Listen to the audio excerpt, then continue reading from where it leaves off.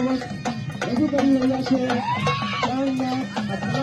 આપણે તાળીઓના ગણગણાટથી આ કલાકારોને પ્રોત્સાહિત કરીશું.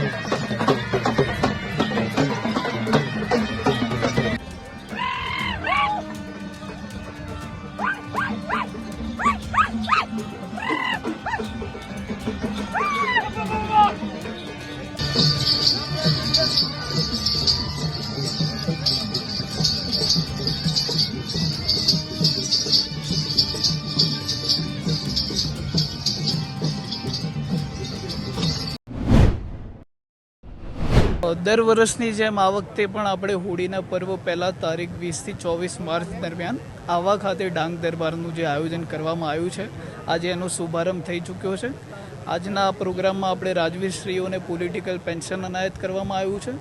આ પ્રોગ્રામ આગામી 5 દિવસ અહીંયા આહવા ખાતે ચાલશે. એના માટે જિલ્લા વહીવટી તંત્ર દ્વારા તમામ જાતનું આયોજન કરવામાં આવ્યું છે. સૌ પ્રથમ આપણે સૌ જાણીએ છીએ કે જેમ ઇલેક્શનની આચારસંહિતા અત્યારે અમલમાં છે, એટલે કોઈ પણ જાતનું પોલિટિકલ કે એવું ભડકાવ કે એવું કોઈ ભાષણ કે કોઈ કાર્યક્રમ કે એવું કરવામાં ના આવે, એનું બી આપણે ખાસ આયોજન કરવામાં આવ્યું છે. એની સાથે સાથે આપણે અહીંયા પીવાના પાણીની સગવડ, સ્વચ્છતા બાબતની સગવડ, ટ્રાફિકનું નિયમન, પાર્કિંગની વ્યવસ્થા એ બધું પણ વહીવટી તંત્ર દ્વારા કરવામાં આવેલું છે. આ સાથે સાથે આગામી 5 દિવસ દરરોજે સાંજના સમયે 7 વાગ્યા પછી અહીંયા આપણું જે ટ્રેડિશનલ સાંસ્કૃતિક કાર્યક્રમ હશે એ બી અલગ અલગ ટીમો દ્વારા પ્રસ્તુત કરવામાં આવશે.